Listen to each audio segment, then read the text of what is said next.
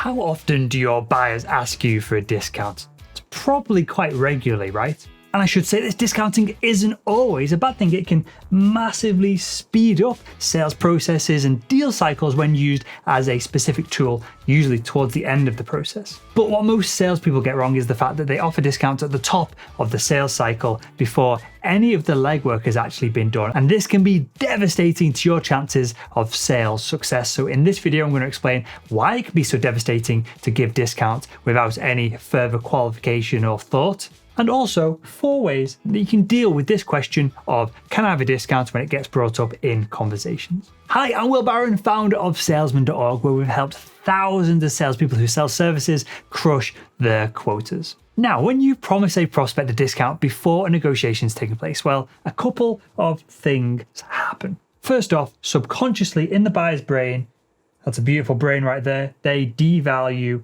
your service. Because if you're really delivering the ROI that you say you're going to deliver, why do you need to offer a discount to get the deal done? Next up, as soon as you offer a discount upfront, you lose a whole bunch of your negotiation power. You lose this because you've taken price, the one thing that you actually control, off the table, and it's now in the hands of the buyer. And finally, I'll draw another brain here because as soon as you mention discounts in the buyer's brain, even if it is in their subconscious, the conversation is now shifted from the logical side of services and ROIs and numbers to the emotional side of selling, which is money. So rather than the buyer pondering on the ROI that you're offering, instead they're going to be spending all of the time worrying about what they're going to miss out on, the opportunity costs, because they're going to spend money with you rather than someone else. So with all of this in mind, if we have the sales process, the start, the finish, negotiations, and discounting should happen in this final segment here. It should not happen on the very first or second phone call with a potential customer. But Will, I hear you say, what do you do then when a buyer on that first or second phone call goes, this all sounds fantastic, what discount can you give me? Well, there are 4 ways that you can deal with this discounting question at this part of the sales process, and we're going to run through them right now. So the very first way to deal with a buyer bringing up this essentially objection is to say, we can definitely have a conversation about the numbers. We want to highlight this part here.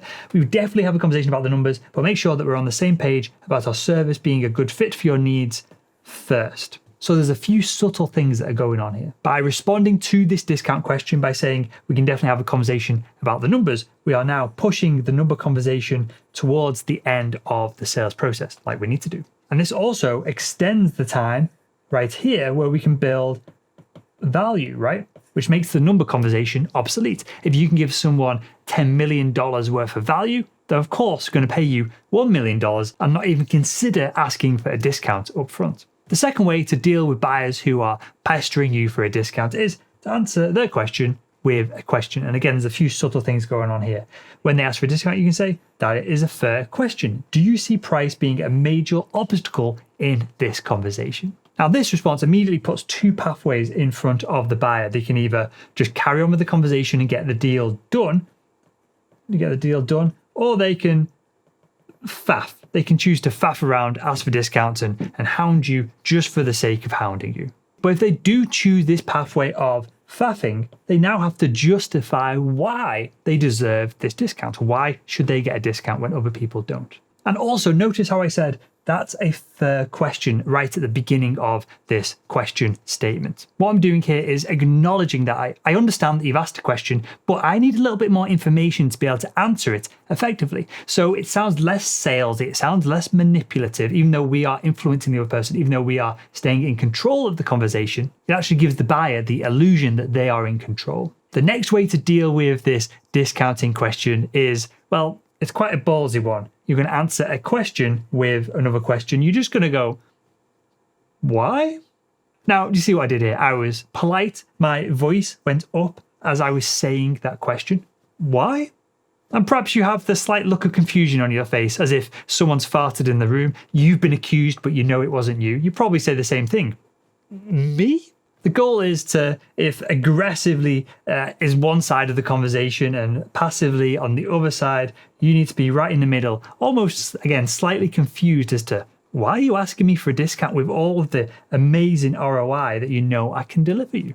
Asking this why question immediately stops the buyer from just pestering you and asking for discounts just for the sake of it. So if you deal with a professional procurement team, you might be selling into a market like I was, medical devices, selling to professional procurement agents. Well, they're trained to pester you for discounts. And this question usually ends up with the response of, oh, I was just asking, or I've just been trained to ask, or I was just being interested. A lot of the time, people don't even want discounts. They want the ROI. That's all they care about. As long as you can give them enough ROI, this discount question goes straight out of the window. Straight out of the window. And make sure to click subscribe because we've got some epic content coming up on how you can answer questions with questions to deal with most objections in the B2B sales space. Finally, one of the best approaches to dealing with this discount question is often just to say, well, I can give you a discount if I can reduce the costs. Or we can say, I can reduce the cost if we extend the contract, change the tier of service, if we get a referral from you, etc., etc. If we get something back in return, this has got to be an exchange of value. So most sales processes look something like this. So you've got the product here and you've got the cash on the other side of things. When someone asks for a discount, well, this goes way up in this direction because the cash is now much lighter. You need to then balance the scales further by reducing your product, right? This is a down arrow.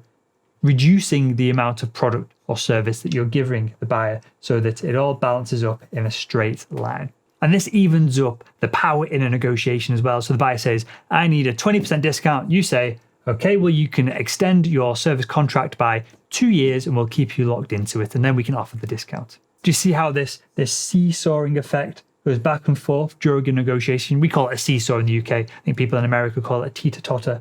But this balancing act is essentially what logical negotiations are. And that's exactly what we've got to do when someone asks us for a discount. And with that said, it's useful to go into all selling conversations with a BATNA or a best alternative to a negotiated agreement. This very simply means that you go into the conversation with plan A, but in your back pocket, you always have a plan B in case plan A goes kaput.